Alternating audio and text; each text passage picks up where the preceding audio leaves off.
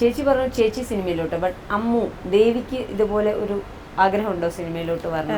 ദേവി ഇപ്പം പഠിക്കുകയാണ്. അപ്പം ഇനി അഭിനയിക്കുകയോ ഇല്ല എന്നുള്ളത് എനിക്ക് നാളത്തെ കാര്യമല്ലേ.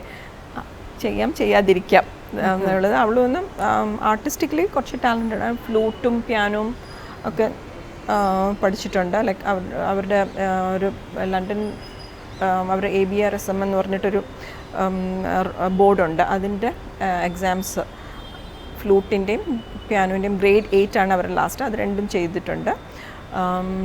പിന്നെ ബാലെ ചെറുതിലേ മുതൽ പഠിച്ചിട്ടുണ്ട്. ഒരു 14 വർഷമായിട്ട് അവൾ പഠിക്കുന്നുണ്ടായിരുന്നു.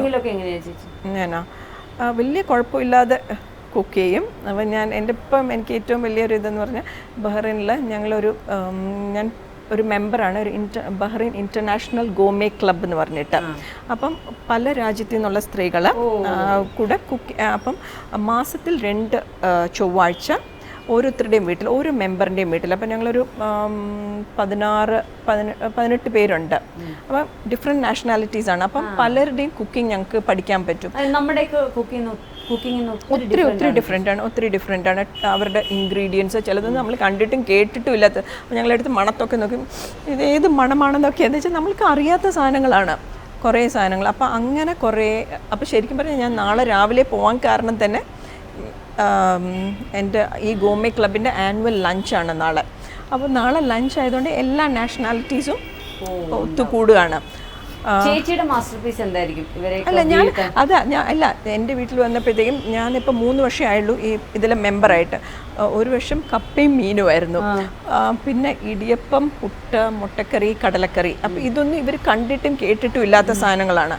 അപ്പം നമ്മളുടെ വീട്ടിലേക്ക് വരുമ്പോൾ നമ്മൾ ഈ സാധനങ്ങളെല്ലാം കുക്ക് ചെയ്യും. അവരുടെ മുമ്പിൽ വെച്ചാണ് കുക്ക് ചെയ്യുന്നത്. എന്നിട്ട് ഈ റെസിപ്പീസൊക്കെ അവർക്ക് കൊടുക്കണം. അപ്പോൾ അവർ നോക്കിയിട്ട് നമ്മൾ ഓരോ ഇൻഗ്രീഡിയൻറ്റ്, അപ്പോൾ എല്ലാം നമ്മുടെ സാധനങ്ങളെല്ലാം അവർക്ക് അയ്യോ പുളി ഇങ്ങനെയാണോ, ഇതെന്താണ്, അതെന്താണ്, എവറിത്തിങ് ഇല്ല. ടാമറിൻ അവർ വന്ന് തായ്ക്കാർ യൂസ് ചെയ്യും. നമ്മുടെ വാളൻ പുളി എന്ന് പറഞ്ഞ നീളമുള്ള പുളി, കുടംപുളി. എൻ്റെ അച്ഛനും അമ്മയും തകഴിക്കാരാണ്. അപ്പം 2 പേരും ഇല്ല. അപ്പം നമ്മൾ മീൻ കറിയൊക്കെ വെക്കുന്നത് കുടംപുളി ഇട്ടിട്ടാണ്. ശരി. അപ്പം ട്രാവൻകൂർ സൈഡാണല്ലോ കുടംപുളി ഇട്ടിട്ട്. അപ്പോൾ ആ പുളിയൊക്കെ ഇവരൊക്കെ കാണുമ്പോഴത്തേക്കും ഇതെന്താണ്, അപ്പോൾ അങ്ങനെ ഡിഫറെൻ്റ് ആയിട്ടുള്ള ഇത്. അപ്പോൾ അങ്ങനെയുള്ള നമ്മുടെ നാട് അവർക്ക് ആർക്കും അറിയില്ലായിരുന്നു. എന്താ വെച്ചാൽ അറിയില്ലായിരുന്നു. പക്ഷേ ഒരു ഫ്രണ്ടിൻ്റെ വീട്, ഒരു ഹോളണ്ടിൽ നിന്നുള്ള ഒരു ഡച്ച് ലേഡിയുടെ അവിടെ പോയപ്പോഴത്തേക്കും അവരുടെ സെക്യൂരിറ്റി വീട്ടിൻ്റെ അല്ല, അവർക്ക് വലിയൊരു കോമ്പൗണ്ടിൽ കുറേ വില്ലാസാണ്. അപ്പോൾ അങ്ങനെ കയറിയപ്പം ഞാൻ ഡോറിൽ ചോദിച്ചു ഇവരുടെ വീടിൻ്റെ നമ്പർ. അപ്പോൾ അവിടെ നിന്നൊരു മലയാളിയാണ്. അപ്പോൾ അയാൾ കണ്ടപ്പോഴേ ഒരു ഷോക്കായ ഒരു എവിടെയോ കണ്ടിട്ടുണ്ട്. അപ്പം അങ്ങനെ ചോദിച്ചില്ല. അപ്പം ഞാൻ നേരെ ഇവരുടെ വീട്ടിൽ പോയിട്ട് ഈ കുക്കിങ്ങിൻ്റെ ക്ലാസ് കഴിഞ്ഞിട്ട്, ക്ലാസ് അല്ല ഡെമോൺസ്ട്രേഷൻ എന്ന് പറയാം, ഇത് കഴിഞ്ഞ് ഞാൻ തിരിച്ചു വന്നപ്പം നെക്സ്റ്റ് ഡേ ആയപ്പോൾ ഇവരെന്നെ വിളിച്ച് Jalaja are you an actress? അപ്പം ഞാൻ പറഞ്ഞു how do you know? No my god, my security guy was so excited seeing you and he came in to Jalaja. അപ്പോൾ അവർ പറഞ്ഞു ജലജ ഷീസ് മൈ ഫ്രണ്ട് എന്ന് പറഞ്ഞു. അവർ പറഞ്ഞു കേരളത്തിൽ വലിയ ആക്ട്രസ്സാണ്. You didn't tell. ഞാൻ പറഞ്ഞു ഞാനെന്തിനാ ഇങ്ങനെ പറഞ്ഞുകൊണ്ട് നടക്കേണ്ട ആവശ്യം, എനിക്ക് അങ്ങനെ ഇതില്ലല്ലോ എന്ന് പറഞ്ഞു. അപ്പോൾ അങ്ങനെ ഇവർ മെമ്പേഴ്സിനൊക്കെ അറിയാൻ തുടങ്ങിയിട്ട് അറിഞ്ഞു, അവരങ്ങനെ അറിഞ്ഞു എന്നല്ലാതെ എന്താ വെച്ചാൽ മലയാളികളൊക്കെ നമ്മൾ ഒരു സ്ഥലത്ത് പോകുമ്പോഴത്തേക്കും അതൊക്കെയാണ് സിനിമയുടെ ഭാഗ്യം എന്ന് പറഞ്ഞാൽ. ഒരിക്കലും മരണമില്ല. ഈവൻ എത്രയല്ലേ നമ്മൾക്ക് മരിച്ചുപോയ പല ആൾക്കാരെ ഇപ്പോഴും അഭ്രപാളികൾ കാണാൻ, എവിടെ യാത്ര ചെയ്താലും ഒരു പരിചയമുള്ള മലയാളി മുഖമെങ്കിലും. തീർച്ചയായും. ഞാൻ അതിൽ ഏറ്റവും ഷോക്കായത് വേറൊരു കാര്യം, ഞങ്ങൾ ഈ യാത്രകളുടെ കാര്യം പറഞ്ഞുവല്ലോ. അപ്പോൾ യാത്രകളുടെ കാര്യം, ഞങ്ങൾ അലാസ്കയിൽ പോയപ്പോഴത്തേക്കും അവിടെ കാൽഗറി എന്ന് പറഞ്ഞൊരു സ്ഥലത്ത് പോയിരുന്നു. അപ്പോൾ അവിടേക്കെന്ന് പറഞ്ഞാൽ കുറേ റിമോട്ട് എന്ന് പറയുമ്പോൾ നമ്മൾ കുറേ ദൂരെ അങ്ങ് അല്ലേ. അപ്പോൾ അവിടെ പോയപ്പോഴത്തേക്കും ഞങ്ങളൊരു ഗോണ്ടോളോ റൈഡിന് പോകാനായിട്ട് പോയപ്പോഴത്തേക്കും ഒരു ഹസ്ബൻഡും വൈഫും. അപ്പോൾ അവരിങ്ങനെ നോക്കിയിട്ട് എവിടെയോ പരിചയമുണ്ടെന്ന് പിന്നെ വന്നിട്ട് എക്സ്ക്യൂസ് മീ ജലജയല്ലേ? അപ്പം ഞാൻ അതേന്ന് പറഞ്ഞു. അപ്പം ഞാൻ ഓർത്തു നമ്മൾ ലോകത്തിൻ്റെ ഒരു കോണിൽ പോയതാണ്. അപ്പോൾ അവിടെയും മലയാളി ഇല്ലാത്ത, നമ്മൾ ചന്ദ്രനിൽ പോയാലും മലയാളി ഉണ്ടെന്ന് പറയും. അപ്പോൾ അതിൻ്റെ ഒരു ഉദാഹരണമായിരുന്നു അത്. പിന്നെ ഇപ്പോൾ എൻ്റെ കുക്കിംഗ് ഗ്രൂപ്പിൻ്റെ ആണ് ഞാൻ ഈജിപ്ഷ്യൻ ഫുഡ്, ബ്രസീലിയൻ ഫുഡ്, പിന്നെ ഫ്രഞ്ച്, അപ്പോൾ അങ്ങനെ ലെബനീസ്, അങ്ങനെയുള്ള ഡിഫറെൻറ്റ് കുക്കിംഗ് വരും. പക്ഷെ ചിലപ്പം വന്ന് മീറ്റൊക്കെ അവർ ഒത്തിരി നമ്മുടെ ചേച്ചി അവരുടെ ഫാറ്റി ഫുഡാണോ അതോ അവർ കുറച്ചുകൂടെ അല്ല. പക്ഷേ ഇത് അല്ല, അങ്ങനെ ഹെൽത്ത് കോൺഷ്യസ് പറഞ്ഞാൽ ചിലത് ഭയങ്കര റിച്ച് ഫുഡായിരിക്കും. പിന്നെ ചിലത് വന്ന് ഹെൽത്ത് കുറച്ച് ഇപ്പം നോക്കുമ്പോഴത്തേക്കും നമ്മൾ ബട്ടർ കൂടുതൽ യൂസ് ചെയ്യാതെ നമ്മൾ ഒലിവ് ഓയിൽ യൂസ് ചെയ്യുന്നു. അങ്ങനെയൊക്കെ കുറച്ച് ഓയിലിൻ്റെ ഇത്, പിന്നെ ഡീപ്പ് ഫ്രൈ ചെയ്യുന്നില്ല, സ്റ്റീം ചെയ്ത്. അപ്പോൾ അങ്ങനെ കുറേ വ്യത്യാസമൊക്കെ ഇപ്പം വന്നിട്ടുണ്ട്. എല്ലാവരും ഹെൽത്ത് കോൺഷ്യസ് ആണല്ലോ.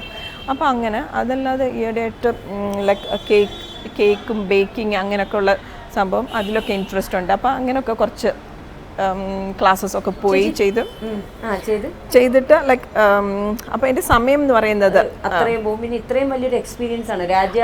രാജ്യങ്ങളിലൂടെ ഒരു യാത്ര ശരിക്കും പറഞ്ഞാൽ അതൊരു എന്താണ് നമ്മുടെ കണ്ണ് തുറക്കുന്ന ഒരു ഇതെന്ന് പറയാം. എന്താ വെച്ചാൽ അവരും പറയുന്നത് ലൈക്ക് നമ്മൾ ഡിഫറെൻറ്റ് നാഷണാലിറ്റീസ്, നമ്മുടെ കൾച്ചർ, ഇപ്പം നമ്മുടെ എന്തെല്ലാം അവർക്ക് അറിയാത്ത കാര്യം ഇപ്പം നമ്മളുടെ ഇതിൽ നിന്ന് നമ്മൾ പറഞ്ഞു. അപ്പോൾ അവരുടെ വിചാരം ഇന്ത്യ എന്ന് പറഞ്ഞാൽ കേരളം മാത്രം. ഞാൻ പറഞ്ഞു അല്ല, നിങ്ങളിപ്പോൾ ഇന്ത്യയിൽ വന്നിട്ട് ഫുഡ് കഴിച്ചാൽ നിങ്ങൾ മുംബൈ പോയി കഴിച്ചാൽ ഈ പുട്ടും കടലയിൽ നിന്ന് നിങ്ങൾക്ക് കിട്ടില്ല. അത് കേരളത്തിൽ വന്നാലേ നിങ്ങൾക്ക് ചില കടകളിൽ കിട്ടും, ചില കടകളിൽ കിട്ടില്ല. ഇഡ്ഡലി ദോശ അങ്ങനെയൊക്കെ ആയിരിക്കും.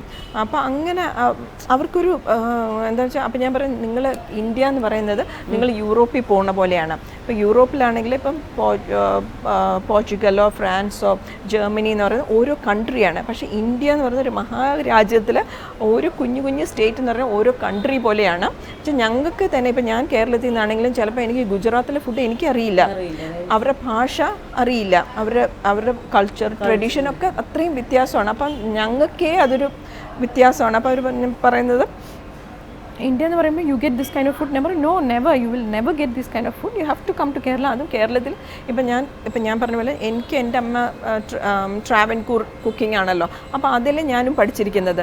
പക്ഷേ ഇപ്പോൾ ചിലപ്പോൾ നോർത്തിലേക്ക് പോകുമ്പോൾ എൻ്റെ ഭർത്താവ് പാലക്കാട് നിന്നാണ്. അപ്പോൾ അവരുടെ കുക്കിംഗ് എന്ന് പറഞ്ഞാൽ കുറേ വ്യത്യാസമുണ്ട് എൻ്റെയും. അപ്പോൾ അവരുടെ കറിയും എൻ്റെ കറിയും എന്ന് പറയുമ്പോഴത്തേക്കും ഞങ്ങൾ തമ്മിൽ പറയും ഞങ്ങൾ കൂടുതൽ എൻ്റെ അമ്മയൊക്കെ തന്നെ നല്ലപോലെ തേങ്ങ യൂസ് ചെയ്യും. നമ്മൾ തേങ്ങ അപ്പോൾ ഞങ്ങൾ തോരനൊക്കെ നല്ലപോലെ. അപ്പോൾ അവർക്കെല്ലാം ഉപ്പേരിയാണ്. ആദ്യം ഞാൻ കല്യാണം കഴിച്ച് പോയപ്പോൾ ഉപ്പേരി എടുക്കട്ടെ. അപ്പോൾ ഞാൻ നോക്കി എവിടെ ചിപ്സ്, ഇവിടെ ചിപ്സ് കാണുന്നില്ല, ഇവർ ഉപ്പേരി എന്നും പറഞ്ഞു. പിന്നെ അത് ഇവരുടെ മെഴുക്കുരട്ടി അല്ലെങ്കിൽ ഇവരുടെ തോരനൊക്കെയാണ് ഇവർ ഉപ്പേരി എന്ന് പറയുന്നത്. ഇവിടെ പറഞ്ഞപ്പോഴാണ് എനിക്കൊരു നൊസ്റ്റാൾജിയ. ഞാൻ പാലക്കാട്ടുകാരിയാണ്. തേങ്ങയും ഉപ്പേരിയും ഒക്കെ തന്നെയാണ്. അതാ പറഞ്ഞത്. അപ്പോൾ അങ്ങനെ കുറേ അത് കേരളത്തിൽ തന്നെയാണ് നമ്മൾ നോർത്തും കുറച്ച് സെൻറ്ററും സൗത്തും എന്നൊക്കെ പറയുമ്പോൾ വ്യത്യാസമേ.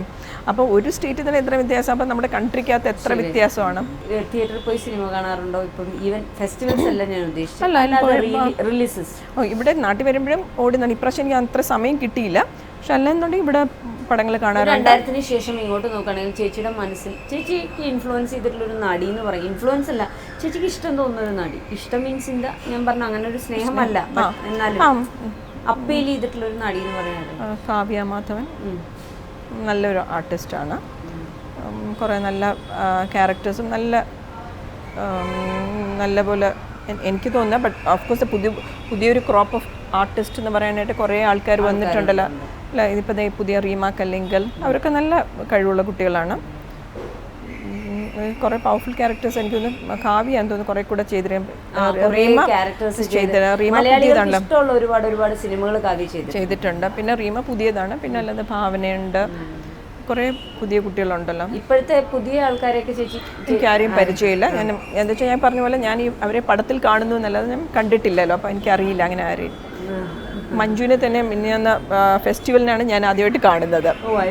നമ്മൾ വർക്ക് ചെയ്തിട്ടില്ല. വർക്ക് ചെയ്യാത്തവരെ നമ്മളിപ്പം കാണാനും വഴിയില്ലല്ലോ. ചേച്ചി ഒരു സിനിമയിൽ ഒരു മെയിൽ ഡോമിനേഷൻ ഉണ്ടെന്ന് പറഞ്ഞാൽ ചേച്ചിക്ക് എന്താ തോന്നുന്നത്? അങ്ങനെ ഉണ്ടോ? ക്യാരക്ടേഴ്സിലല്ല, ഞാൻ അങ്ങനെ മലയാള സിനിമയിലുണ്ടോ? പൊതുവെ ലോകത്തിലില്ലേ. അപ്പോൾ അത് ഇപ്പോൾ ഏതൊരു ഫീൽഡിലും അങ്ങനെ നോക്കുവാണെങ്കിൽ ഇപ്പോൾ സിനിമ എന്ന് മാത്രമല്ല, ഇൻഡസ്ട്രി മാത്രമല്ല, വെളിയിലാണേലും ഇപ്പോൾ ജോബിലാണേലും ഇപ്പം വീട്ടിൽ ഓഫ്കോഴ്സ് എല്ലായിടത്തും നോക്കുവാണെങ്കിൽ മെയിലിനൊരു ഡോമിനൻസ് ഉണ്ടല്ലോ. So we have to accept that. അപ്പം ഇപ്പോൾ ഈക്വാലിറ്റി എന്ന് പറഞ്ഞാൽ നമുക്ക് ഈക്വൽ ഇതാണെന്നൊക്കെ പറഞ്ഞ് നമ്മൾ വരുന്നുണ്ട്. കുറേയൊക്കെ നമ്മൾ ഒപ്പിച്ച് വരുന്നുണ്ട്. പക്ഷേ ഫിലിംസ് ബേസിക്കലി പിടിച്ചടക്കി വരുന്നുണ്ട്.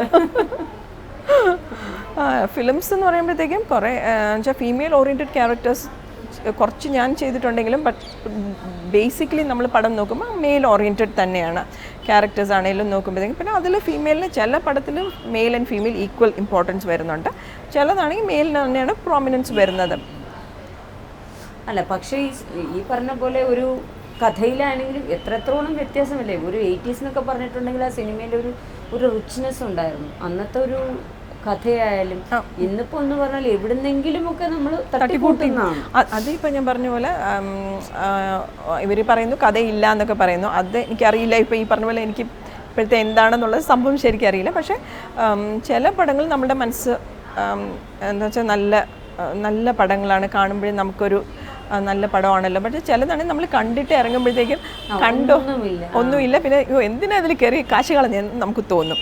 പക്ഷേ അത് പാർട്ട് ഓഫ് എന്താണ് ഈ ഫിലിം ഫീൽഡ് എന്ന് പറയുമ്പോൾ ആദ്യം ഞങ്ങളുടെ കാലഘട്ടത്താണെങ്കിലും കുറേ നല്ല പടങ്ങളുണ്ട്. ഇപ്പം കുറച്ച് പടങ്ങൾ നമ്മളും വിചാരിക്കില്ല എന്തിനാ ഇങ്ങനത്തെ പടം നമ്മളും വിചാരിക്കാറുണ്ട്. സോ അത് മാറ്റാൻ ഒന്നും പറ്റില്ല. നല്ല പടങ്ങളുടെ ഒപ്പം കുറച്ച് അത്ര നല്ല പടങ്ങൾ എല്ലാതെയും കാണും. പക്ഷെ പഴയ സിനിമകളിൽ ഒരു എക്സാജറേഷൻ, ഒരു എന്താ പറയണ്ട, അങ്ങനെ തോന്നിയിട്ടുണ്ട്. ഭാവം കൂടുതൽ വേണമായിരുന്നു, അല്ലെങ്കിൽ ഇപ്പൊ കുറച്ചുകൂടെ ബിഹേവിയർ അങ്ങനെ തോന്നിയിട്ടുണ്ടോ ചേച്ചിക്ക്? ഇല്ല, എനിക്ക് തോന്നുന്നു ആ ഒരു ട്രെൻഡ് എനിക്ക് തോന്നുന്നു നസീർ സാർ, ഷീലാമ്മ, ശാരദാമ്മ ആ ഒരു സമയത്ത് അപ്പം ആ ഒരു സമയത്ത് കൂടുതലും എനിക്ക് തോന്നുന്നു കുറച്ചുകൂടെ അത്ര സട്ടലല്ലായിരുന്നു. എനിക്ക് ഞങ്ങളുടെ ഒരു ഇത് വന്ന് ഞാൻ വേണുചേട്ടൻ, വേണുചേട്ടൻ, ഗോപിച്ചേട്ടൻ, മേനക അവരൊക്കെ വന്നില്ലേ, ഞങ്ങളൊക്കെ വന്നപ്പോഴത്തേക്കാണ് തോന്നുന്നു കുറച്ചുകൂടെ down to earth, like girl next door അങ്ങനത്തെ ഒരു ഫീലായിപ്പോയി. അപ്പം കുറച്ചുകൂടെ നമുക്ക് റിലേറ്റ് ചെയ്യാൻ പറ്റും. മറ്റേ നസീർ സാറിൻ്റെ ശാരദാമ്മയൊക്കെ നമ്മൾ സ്ക്രീനിൽ കാണുമ്പോൾ നമ്മൾ ഇങ്ങനെ നോക്കും, ലൈക്ക് ഒരു വലിയൊരു ഇതുപോലെ അല്ലേ. അപ്പോൾ അത് കഴിഞ്ഞപ്പോൾ ഞങ്ങളെയൊക്കെ കാണുമ്പോൾ ഞങ്ങൾ സാധാരണ ആൾക്കാർ തന്നെയാണ്. അപ്പോൾ സാധാരണ കഥ, സാധാരണ സത്യൻ അന്തിക്കാട് സാറിൻ്റെ കഥകളൊക്കെ എന്ന് പറയുമ്പോൾ നമ്മുടെ വീട്ടിലല്ലേ അപ്പുറത്തെ വീട്ടിൽ നടക്കുന്ന കാര്യങ്ങൾ കുറച്ചുകൂടെ റിയലിസ്റ്റിക് ആണ്, ഡൗൺ ടു എർത്ത് ആണ്. അപ്പോൾ അത് ഞങ്ങളൊക്കെയാണല്ലോ എനിക്ക് തോന്നുന്നു ഞങ്ങളുടെ ആ ഒരു ബാച്ചോട് കൂടിയാന്ന് തോന്നുന്നു അത് വന്നത്. അപ്പോൾ അത് കഴിഞ്ഞിട്ട് ഇപ്പം എന്ന് പറയുമ്പോഴത്തേക്കും ഇപ്പം രണ്ടും ഉണ്ടെന്ന് എനിക്ക് തോന്നുന്നു. കുറച്ച് ഗ്ലാമറസ് ആയിട്ടുള്ളതും ഉണ്ട്, പക്ഷേ ഇങ്ങനെ കുറച്ചുകൂടെ ഡൗൺ ടു എർത്ത് പോലെയുള്ള പടങ്ങളും നടക്കുന്നുണ്ട്. ചേച്ചിക്ക് ആദ്യമായിട്ട് സിനിമയിൽ വന്നപ്പോൾ ആദ്യം ക്യാമറ ഫേസ് ചെയ്തപ്പോൾ ടെൻഷൻ ഉണ്ടായിരുന്നു? ഇല്ല, എനിക്കെന്ന് വെച്ചാൽ അരവിന്ദ് സാറിൻ്റെ തമ്പിൽ എന്ന് പറയുമ്പോഴത്തേക്കും എനിക്ക് ഡയലോഗേ ഇല്ലായിരുന്നു ആ പടത്തിൽ.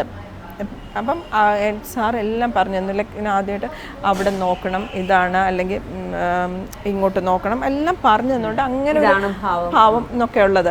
അപ്പോൾ ആദ്യം ഓഫ് കോഴ്സ് വന്നപ്പോൾ എന്താണ് എങ്ങനെയാണെന്നുള്ളൊരിതുണ്ടായിരുന്നു.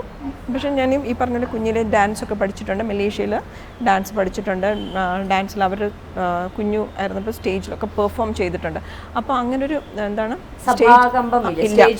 ഈ സഭാകമ്പം ഉണ്ട് മൈക്കിൻ്റെ മുമ്പിലാവുമ്പം, അപ്പം വലിയ കമ്പം ഉണ്ട്, അല്ലാത്തപ്പം വലിയ കുഴപ്പമില്ല. ഇപ്പം ഇങ്ങനെ